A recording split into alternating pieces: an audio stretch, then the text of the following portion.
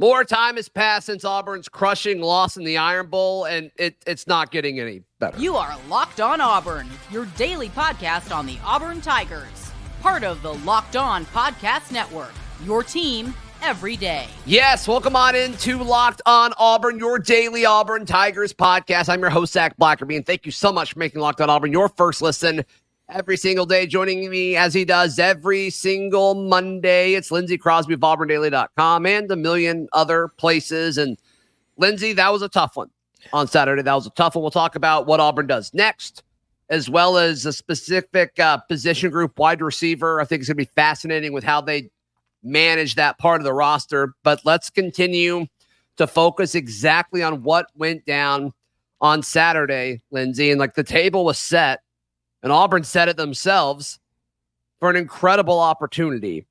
And still, the 4th and 31, 4th and goal from the 31-yard line, the failure to be able to capitalize in that scenario is going to impact, I think, the psyche of this team for a little bit. And it's okay because it's the end of the season. Maybe it'll fuel some off-season motivation, give them something to fight for in spring. I don't think it's like losing to New Mexico State. I think this is a different thing, but it's bad. I mean, it's a brutal, brutal situation. You see all the statistics that have come out. It's like a 99.9% chance that Auburn was going to win that game, and they didn't. They didn't. And the more I think about it, and the more I look at it, and the more you think about what this win could have done for Auburn, it's not getting easier. Yeah, if you knock off Alabama in the Iron Bowl, like there's the caveat of, yes, you're at home, but I think it completely erases the talk about New Mexico State, right? Like people will acknowledge and talk about New Mexico State was a bad loss, right? Like you shouldn't have lost that game. It shouldn't have been so bad or whatever. But if you beat Alabama, there's a very easy counter of, well, we were looking ahead to Alabama and we weren't ready for Alabama. And you can say that now, but it doesn't quite hit the same knowing that you didn't beat Alabama. And to be that close and then to not do it. Like I don't like moral victories. And this loss hurts. Like 100% it hurts. There's no trying to find a silver lining in this. I think if you look forward, and we're going to do some of that a little bit later in more specifics, I think you can say you have to feel good about Auburn's chances of getting that upset in future seasons based on how it went this year. But there's nothing else to say other than it is a crushing loss for Auburn. And I think it's going to be something that you're going to hear talked about hanging over the coaching staff and Hugh Freeze specifically until they actually do win an Iron Bowl. Because next year's in Tuscaloosa, those games aren't nearly as close as they are in Jordan-Hare. And then in 2 years, when you come back, the conversation's going to be Hugh Freeze almost got one in his first year, but Auburn collapsed. Can he get the monkey off of his back? This is going to be a talking point for a while.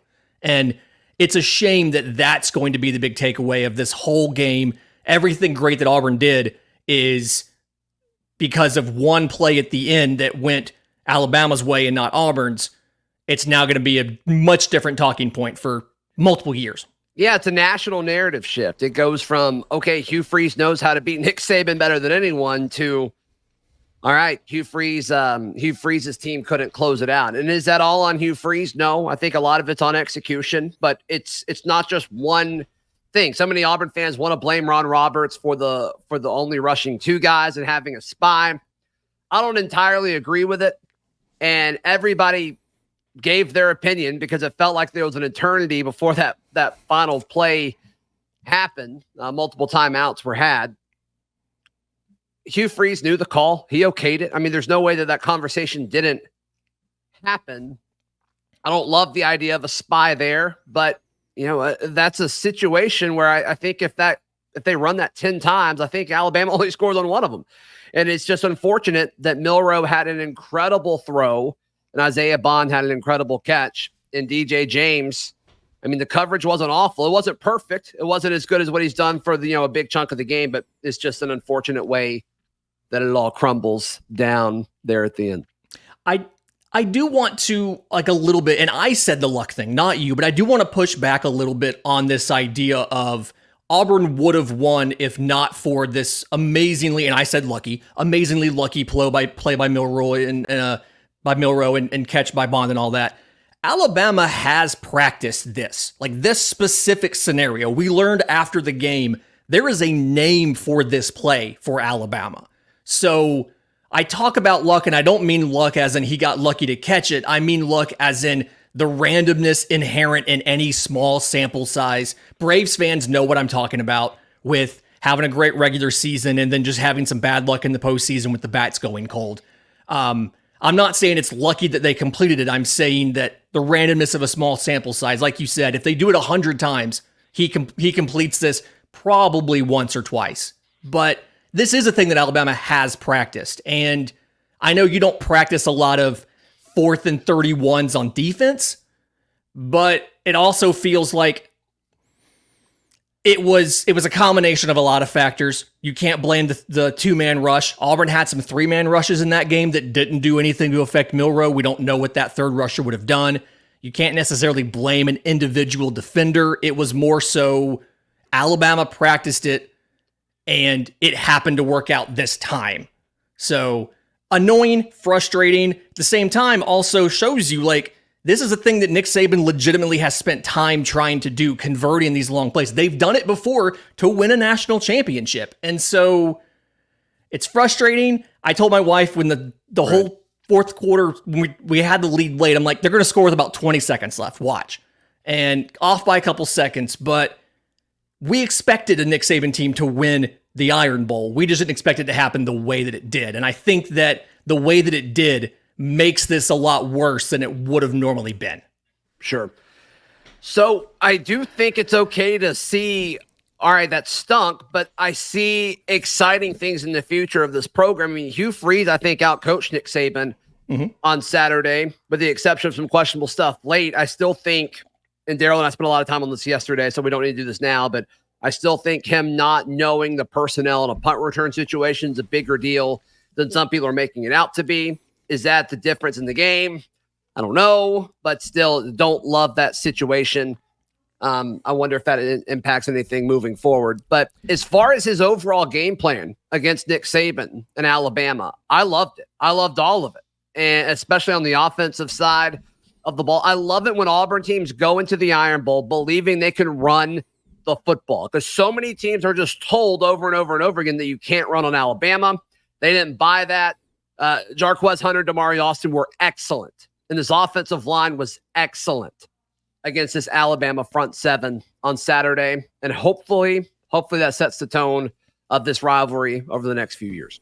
Yeah, I'm going to say that being able to run as well as you did on Alabama makes me feel good about, no matter who's at quarterback for the bowl game, that you're going to have some semblance of an offense because you can run the ball so well. I am going to push back a bit on the punt return. I'm starting to be argumentative in this show on the punt returner thing, because they're similar numbers, and I agree with Daryl, this is stupid, stop doing this. Sure. I've talked to coaches immediately after games, and I'm specifically talking about Butch Thompson, the baseball coach. I've talked to him immediately after games when no player change happens in the game without it being a dead ball, stopped period. They announce it in the stadium, and there's so much going on that there's things that they're not 100% sure on, and they have to check the box score before they answer a question from us. And to have, in the chaos of a situation like that, to have the backup go in who's wearing the exact same number when you're on the sideline, and Justin Ferguson talked about this, where he was on the sideline and he couldn't tell who it was. And that's why it came up in the press conference, because they asked, I'm not as bothered by that as a lot of people are, simply because I understand how it could happen. Is it ideal? No. But same number, that is the listed backup at the position, so I get it. I don't love it. I don't think it's as big of a deal as everybody's saying, simply because one of the complaints about Gus Malzahn was he micromanaged everything. This is the other side. He has a special teams coach. They delegated to that guy. And as I understand, it was a very quick and abrupt decision, because the starter came off the field limping after a play. They sent him in after the turnover. Donovan Kaufman went out on defense for the first few plays before Keontae Scott went back into the game. So he wasn't available. Like, I get in the heat of the moment, you make a quick change, and with the numbers being the same, you didn't get it. Like, I understand that. I don't think it's as big a deal as everybody else is making. Yeah, I do. But, we can disagree on that, and that's totally okay. All right. The future, I think, is bright for this program, and a lot of that has to do with what's happening over the next 2 weeks. We'll discuss that in just a moment right here on Locked On Auburn. Today's show is brought to you by our friends at Game Time. You shouldn't have to worry when you're buying tickets for your next event, whether it's Auburn's bowl game, whether it's Auburn basketball games, or anything. It doesn't have to just be sports. It can be, anything having to do with the arts or concerts, whatever it may be. Game Time has you covered, and it's the only ticketing app that compares their prices to everything else, so you're getting the best deal. You can also see what it's going to look like from your seat in the venue. And so you don't have to worry about, are they bad seats, or are they going to be in the shade or in the sun, whatever. So take the guesswork out of buying tickets with Game Time. Download the Game Time app, create an account, and use code LOCKEDONCollege, all one word, LOCKEDONCollege, for $20 off your first purchase. Terms apply. Again, create an account and redeem code LOCKEDONCollege for $20 off. Download Game Time today. Last minute tickets, lowest prices guaranteed. Lindsay Crosby, our Monday guest. So these next few weeks are crucial for the Auburn Tigers. And we've talked about Hugh Freeze's devotion, borderline desperation to bring in elite talent to join this program. And we've already seen what he's done on the Plains so far. It's been exceptional. And he's setting up an early signing day that could be, something like we've never seen before here at Auburn. And in fact, if it's all the guys that showed up for the Iron Bowl on Saturday, get ready for some crazy, crazy stuff. Cam Coleman told Brian Smith of AuburnDaily.com and the Locked On Podcast Network, told him that it was going to be on early signing day, which is certainly exciting to see what happens with him. A lot of drama about Ryan Williams as well. Favor Edwin, he's a 3-star offensive lineman, but everybody wants them. Your Alabamas, your Floridas, your Clemsons. And so if Auburn could pull off some of these guys, Lindsay, all of a sudden, I think a lot of people forget about that 6-6 record and they get excited for the future again. Yeah, and it's important to remember how it works when guys can move, things like that. If your coach is gone, the window opens up virtually right away. But for everybody else, it's the Monday after the conference championship game. So next Monday's show is when that's that date, not in that show, but on that date is when everybody's going to be formally able to enter. They can declare before that. So yeah, and of course, Lindsay's talking about the portal, which is coming up in December. As well. So the transfer portal is going to be a big part of talent, getting talent as well. Sure. Yeah, and the dynamic of seeing who enters the portal, who signs on early signing day, and how much one impacts the other is going to be really interesting, because you have time for guys to enter the portal and then commit to your school before early signing day. And then you can bring in, obviously, high school seniors on early signing day, and then turning around, and does a player then decide to leave because of what happens either in the portal or on early signing day? Going to be really interesting. But I do think getting guys in that first window, I think is going to be a much bigger deal. We saw this roster add a lot of players in the second window last year. Yeah. And, after spring, after you've had an opportunity to work in the offense, the coaches to see you and evaluate you. And it does hurt your ability to pick up the offense. And I think we saw that. It's more of the next segment, but we saw that quite a bit early this year with guys who didn't quite understand exactly what they needed to do in the offense. So some of these guys trended late, Lindsay. Yeah. You look at Caleb Burton.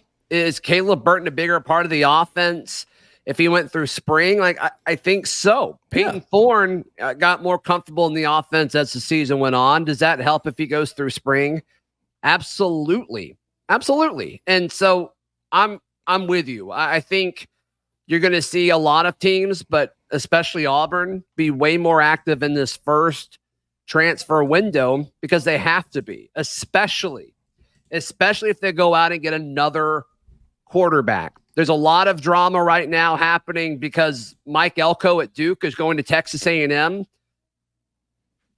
Could Riley Leonard possibly be a guy that's he may want to follow Elko to A&M? Would he be interested in Hugh Freeze? Would Hugh Freeze even reach out if he entered the portal? Who knows? But that's a name I'm certainly looking at. Grayson McCall entered the portal last year from Coastal Carolina. It looks like both Florida and Auburn tried to get him in, but academics were in the way. Now I believe he can grad transfer and go anywhere. He doesn't have to worry about that as long as he just enrolls in a grad school. So is that a name that would make sense? There's going to be guys out there. We've seen Will Rogers say that he's going to enter the portal. He may have already technically entered the portal since the Mississippi State fired their coach. The Vanderbilt quarterback has entered the portal. So, I mean, you're going to see a bunch of movement at the quarterback position. Is there going to be a guy that Hugh Freeze and the Auburn staff like more than Peyton Thorne? Or does Peyton leave on his own? Because the Auburn fan base hasn't necessarily been super nice to Peyton Thorne either. So the quarterback situation, just because Peyton got better over the course of the season, I think that's a key position to watch here over the next few weeks. Yeah, I mean, not everybody, a lot of the Auburn fan base has wanted to go back to Robbie Ashford all season. And like those kind of things, I know that as fans, and I'm going to say the royal we like to think that we can have our opinions and it's fine. It doesn't matter. It doesn't change how things work. But you have to remember, these are 18 to 22-year-old, young men. They're on social media. They see these things. They legitimately matter. Does Peyton Thorne, whether or not we bring a quarterback in the portal, does Peyton Thorne, has he seen some of this stuff? Is it frustrating? Does it make him want to leave? Like, that could legitimately happen. And so, and this is something you're going to have to get used to in college football. Like, this is how it is now. You're going to have guys every year, a significant portion of your roster is going to leave. Now, not as much as the last couple seasons I feel like we've had between Brian Harsin coming in and then him running off half the roster and Lindsay, then I think him it's getting crazy. fired. I think the amount of guys that are going to leave this month or I guess next month is going to be, I think it's going to be wild. I think a bunch of guys are going to leave. Oh gosh. And it's something like you just got to understand. One, Auburn is going to persevere. Auburn University, the program will still be around. The culture is here. The culture is set. I think Auburn's going to come out better because of it. 100%. Yeah, I think you're going to see an overhaul in the quarterback room. I think you're going to see them have to go out and get some more offensive linemen, much like they did during the first window a year ago, because I think they're going to need to try to get a guy who could be their Gunnar Britton next year. I think they're going to find a guy that's at a solid a solid group of 5 school and say, hey, give us one more year, because I think Gunnar Britton's going to be drafted high, and I think he's going to make a lot of money. I think it's going to help your sales pitch. We'll see what happens with Dylan Wade. The defensive front is going to have to be massively overhauled, especially at the jack position. They're bringing in a bunch of young guys, but they're going to have to help that out as well. Linebacker, I think, is actually going to be okay, but the corner room, like they're going to have to get some corners unless they just want to roll with a bunch of young guys. So they're going to have to reload, and in order to do that, you're going to have some guys leave. And I think some of that will be willingly, and I think some of it Auburn will ask some guys to leave. Yeah, there's going to be a lot of movement, and that's always the hard part, right? Is knowing, was this our decision or their decision? And like fans, you have to understand that this isn't anything personal, right? This is oftentimes for these guys, legitimately, this is a business decision. But it's a lot of change. We're not used to it, so it still feels weird. We don't like it, but this is the world we live in. Also know that this means it's an opportunity to get this team better. If not for last year's portal, this team doesn't come anywhere close to 6-6. So the portal is inherently a good thing because, one, it lets you bring in talent when you have massive deficiencies in talent, thanks to the last coaching staff. And two, it gives players more freedom of movement, and that's always a good thing. So it's going to be tough. It's going to happen. The question here is going to be, how well can Auburn manage the process? It feels like they managed it pretty well last year with maybe one significant exception. So how well can they do that? And then how does the early signing day class, how does that supplement what they can do in the portal? And how many guys can you get out of that class that can be instant contributors in 2024? Because I think that's what matters. And that's really the foundation of building your program, is bringing in these high schoolers. How many guys can you bring in that are top talents that can contribute?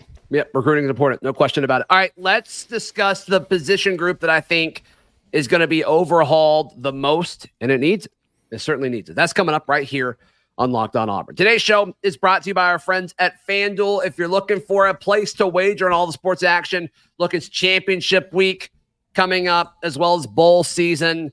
You want to get in on the action with our friends at FanDuel. And look, as the weather gets colder, the offers stay hot on FanDuel. Right now, new customers can get $150 in bonus bets with any winning $5 moneyline bet. That's $150 if your team wins. If you've been thinking about FanDuel, now is the perfect time.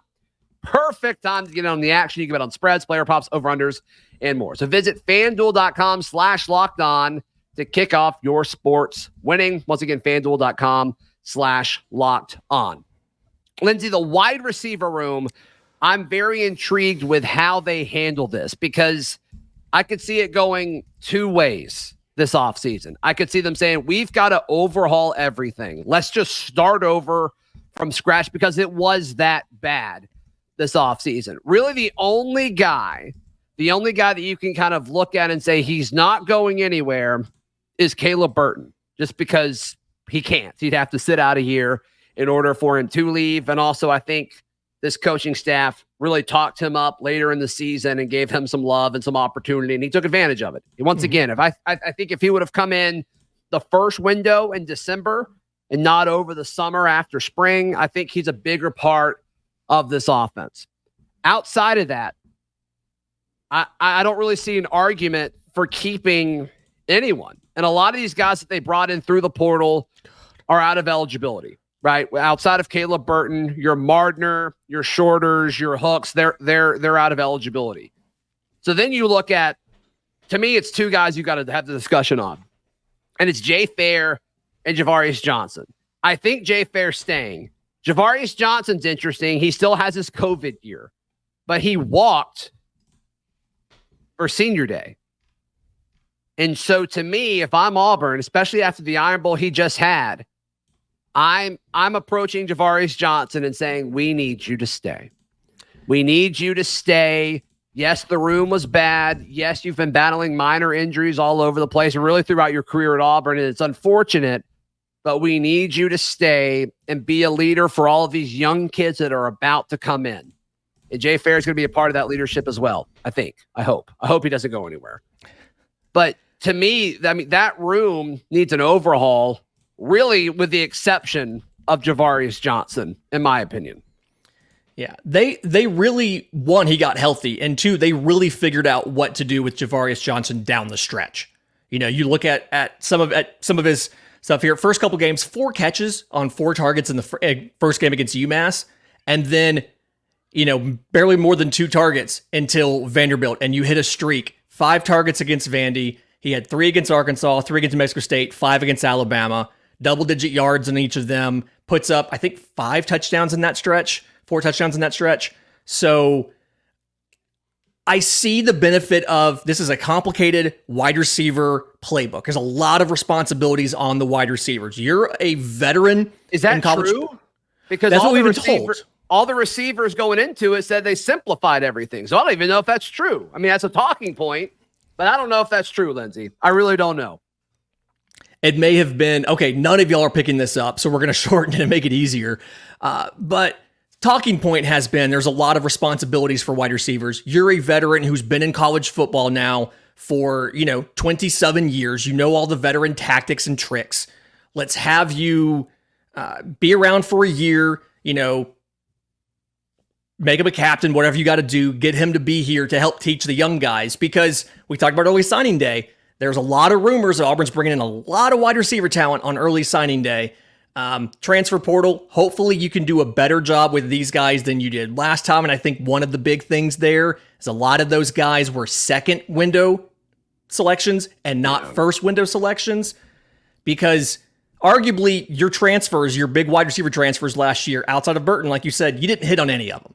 Jair Shorter, you didn't hit on. Shane Hooks, you didn't hit on. Nick Marner, you didn't hit on. And Marner, to me, is the most disappointing one because he went through spring and we heard good things, and he was with the ones consistently when they were doing stuff in practice during our, media viewing windows, and it just never happened. It does sound like he got banged up and maybe never recovered from an injury, and if that's the case, that's unfortunate. But yeah, I hate that. The Shorter thing, I'm seeing a lot of people talk about how Shorter was a whiff by this coaching staff. I'm going to push back on that a little bit. My understanding is how the Jair Shorter to Auburn thing happened is he came down for a workout, and Auburn was concerned with his health, with his leg injury that he was battling, and it took them a while for them to give him a committable offer, is my understanding of how that went. So I don't think Auburn rushed anything with Jair Shorter. I think it was, we've got the scholarship space. You're a veteran. You've got natural ability. If it all comes together, awesome. I think that was a lottery pick that just didn't pan out. So, and then Hooks, we all saw his tape, and we all saw how impressive he was in fall camp.